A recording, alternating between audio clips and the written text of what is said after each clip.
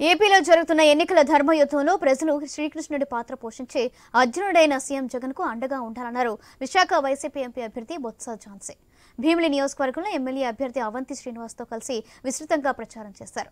ఓటును ఆయుధంగా చేసుకోవాలన్నారు. జగన్ మళ్లీ ముఖ్యమంత్రి అయితే భీమిలి ఎంతో అభివృద్ధి చెందుతుందని తెలిపారు.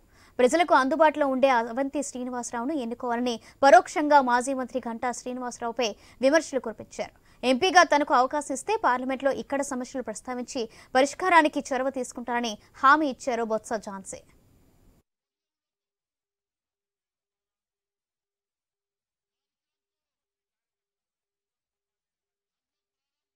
రేపు మన పిల్లల తాలూకా భవిష్యత్తు బంగారు బాట వేయాలంటే ఖచ్చితంగా మనం అందరం కూడా పరిపాలనా రాజధానిగా ఇస్తున్న జగనన్నకి మద్దతు ఇవ్వాలి.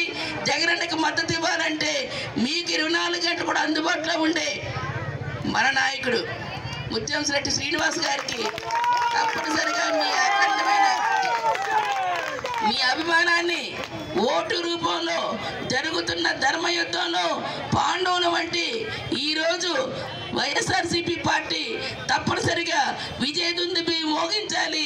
మరి కౌరవులు లాంటి ప్రతిపక్షాలని తుడిచిపెట్టాలి.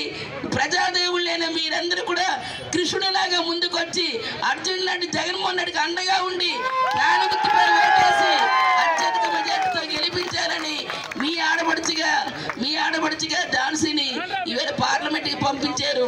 మీ ముందు మీ ఆడపడుచుగా వచ్చి ప్రతి ఒక్కరిని కోరుతున్నాను.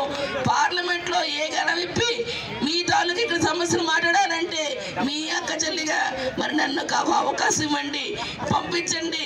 తప్పనిసరిగా మీ ఓటు రెండో ఓటు ఖచ్చితంగా ఓటేసి గెలిపించమని కోరుతూ తప్పనిసరిగా జగనన్నగా అండగా ఉండాలి. జగనన్న ముఖ్యమంత్రి కావాలి. ముఖ్యమంత్రిగా ప్రమాణ స్వీకారం ఇక్కడ చేయాలని చెప్పేసి మరొకసారి మీ అందరి తాలూకా మద్దతు ఇవ్వాలి.